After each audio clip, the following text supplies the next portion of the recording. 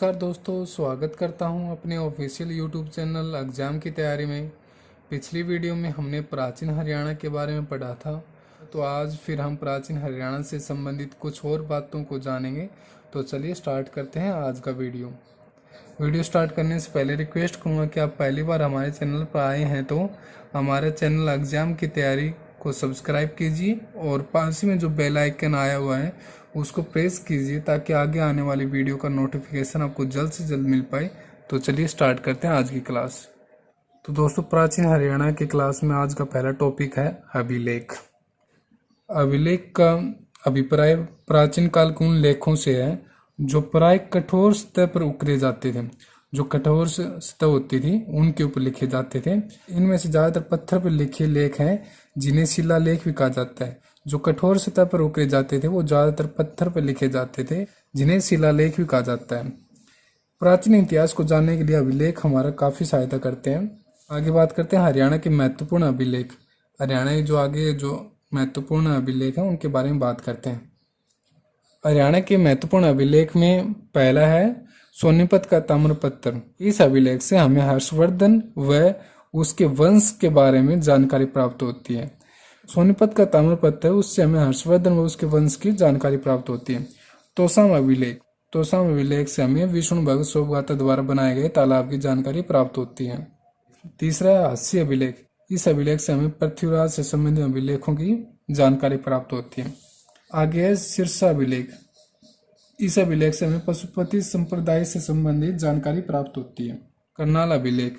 इस अभिलेख में हमें खरोष्टी भाषा में लिखा अभिलेख जो सरोवर के निर्माण की जानकारी प्रदान करता है। खरोष्टी भाषा का अभिलेख जो सरोवर के निर्माण की जानकारी प्रदान करता है वो है करनाल अभिलेख। गुजरी महल अभिलेख। ये गुजरी महल हिसार में स्थित है। भगवतों के आगमन की सूचना देने वाले अभिलेख की जानकारी प्राप्त होती है। पिंजौर के 3 अभिलेख।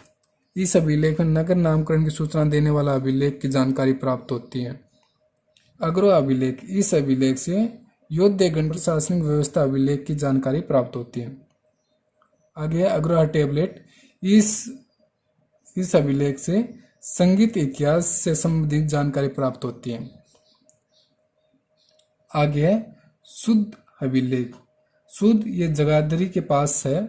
इस अभिलेख से हमें 12 खड़ी की लड़ाई का प्रमाण उपलब्ध करवाता है। आगे है सिक्के। प्राचीन हरियाणा में इतिहास की जानकारी प्राप्त करने में उस समय के सिक्के भी हमारी काफी सहायता करते हैं। हरियाणा के अलग अलग स्थानों से हमें काफी मात्रा में सिक्के प्राप्त हुए हैं जिनमें हमें 300 ईसा पूर्व से 300 ईस्वी तक की महत्वपूर्ण जानकारी प्राप्त होती है, जैसे कि राज्य की सीमाओं का निर्धारण, तत्कालीन धर्म, विश्वास, आर्थिक दशा, कला आदि के विषय में हमें काफी सटीक व महत्वपूर्ण जानकारी प्राप्त होती है। आगे बात करते हैं सिक्के हमें कौन से स्थान से प्राप्त हैं, वो किस विषय के बारे में जानकारी प्रदान करते हैं। पहला है खोखराकोट, शुद्ध, नौरंगाबाद, अग्रोहा। ये आहत मुद्राओं वाले सिक्के हैं। इनका काल 2वीं शताब्दी से पहले का है। इनका संबंध इंडो ग्रीक शासकों से है। नौरंगाबाद, हास्य, हिसार, झज्जर इन स्थानों से प्राप्त सिक्कों का संबंध कुषाण शासकों से था। जो सिक्के हमें नौरंगाबाद, हास्य, हिसार, झज्जर से प्राप्त हुए थे उनका संबंध कुषाण शासकों से था। आगे है अग्रोहा, बरवाड़ा व नौरंगाबाद। अग्रोहा, बरवाड़ा व नौरंगाबाद अगर जनपद से संबंधित विषयों की जानकारी मिलती है। करनाल, बुढ़िया, जगाधरी, मिथाथल, भिवानी। मिथाथल जो है भिवानी में स्थित है। यहाँ से जो सिक्के प्राप्त हुए उनका संबंध है कुनिंदो व समुद्रगुप्त से संबंधित विषय पर। हास्य, तालाब व मोहनबाड़ी इन स्थानों से प्राप्त सिक्कों का संबंध है प्रतिहार, चौहान व तोमर शासकों से संबंधित सिक्कों से। आगे है प्राचीन नगर। प्राचीन हरियाणा का इतिहास जानने के लिए हमें जरूरी है जो पहले जो नगर थे उनका क्या नाम था और अब उनका नाम क्या रख दिया गया है। तो चलिए कुछ प्राचीन नगरों के नाम देखते हैं। ये प्राचीन नाम, ये नए नाम। जो प्राचीन समय में जो बोले जाते थे, पहला है खवाड़ी। खवाड़ी का अब नया नाम है रेवाड़ी। आगे है कन्नौड़। कन्नौड़ का अब नया नाम है महेंद्रगढ़। आगे सराफाबाद, आगे है सराफाबाद, सराफाबाद का नया नाम है बहादुरगढ़। आगे है अगरोद का, जिसको अब अग्रोहा बोला जाता है। आगे है आसी, आसी को अब महम बोला जाता है। आगे है गुड़गांव, जिसको हम गुड़गांव बोलते हैं, लेकिन अब इस नाम को चेंज करके दोबारा गुरुग्राम ही रख दिया गया है। आगे सिरस्कम, जिसको अब हम सिरसा के नाम से जानते हैं। अब है सोनप्रस्थ, सोनप्रस्थ, जिसको हम सोनीपत के नाम से जानते हैं। आगे महस, जिसको हम हास्य के नाम से जानते हैं। अब है रोहितास, अब है रोहितास, जिसको हम रोहतक के नाम से जानते हैं। आगे नर राष्ट्र, जिसको हम नारनौल के नाम से जानते हैं। उसके बाद कपिल स्थल, जिसको हम कैथल के नाम से जानते हैं।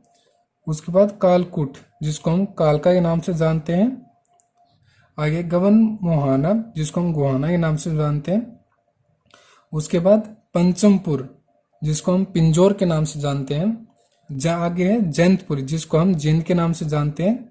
उसके बाद आता है अपलवा, अपलवा, जिसको हम पलवल के नाम से जानते हैं।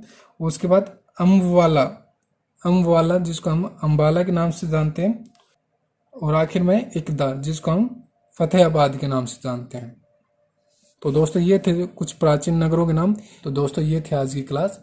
अगर आपका कोई डाउट रहता है तो आप वीडियो को बैक करके देख लीजिए। अगर आपका कोई भी क्वेश्चन रहता है तो आप उसको कमेंट कर दीजिए। अगर वीडियो आपको अच्छी लगी हो तो लाइक कीजिए, और हमारा जो ऑफिशियल यूट्यूब चैनल है एग्जाम की तैयारी, उसको सब्सक्राइब कीजिए और बेल आइकन को प्रेस कीजिए, और वीडियो को ज़्यादा से ज़्यादा अपने दोस्तों में शेयर कीजिए। धन्यवाद।